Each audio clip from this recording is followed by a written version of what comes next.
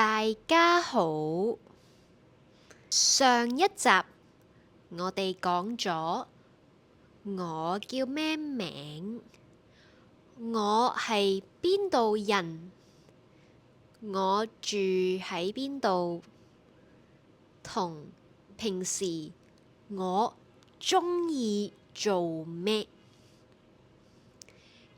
今日我想講下香港嘅嘢，關於香港嘅嘢，因為我住喺香港，我係香港人。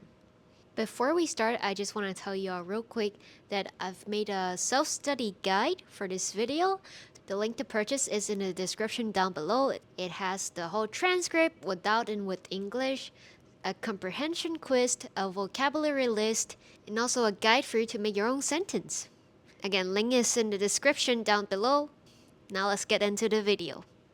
今日我會講關於香港嘅3樣嘢。我會講香港嘅住屋、香港嘅嘢食同香港嘅交通。第一，香港嘅住屋，我哋住喺邊度？我哋嘅屋企係點？香港係一個好細嘅城市，但係喺香港有好多人，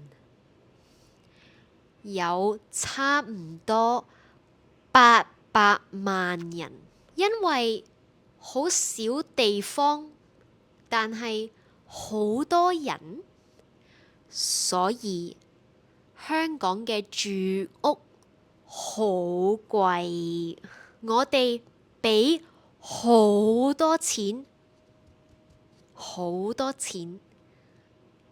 但係我哋住好細嘅屋企，但係我鍾意我屋企。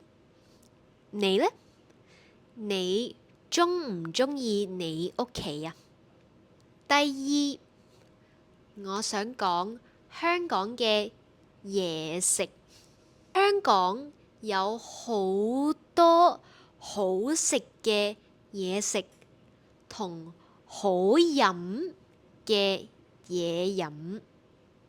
我覺得香港最出名嘅嘢食可能係蛋撻、菠蘿包、雞蛋仔、沙爹牛肉麵。香港有好多出名嘅嘢食。香港出名嘅嘢飲有凍檸茶、鴛鴦奶茶。你哋有冇試過呢啲嘢食同嘢飲啊？我最鍾意凍檸茶，我每日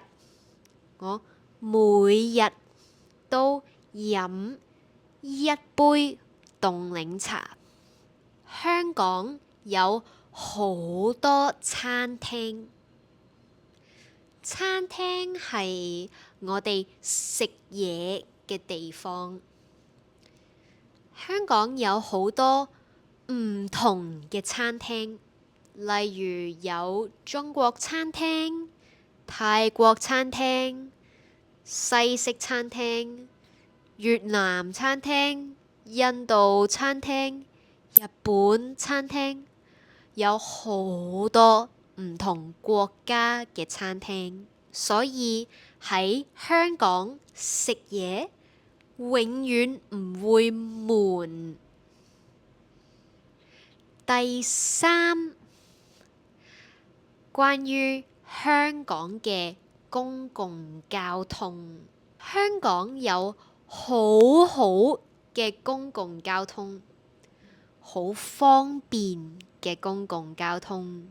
我哋有地鐵、小巴、巴士、的士、叮叮，佢哋好方便，同埋唔貴。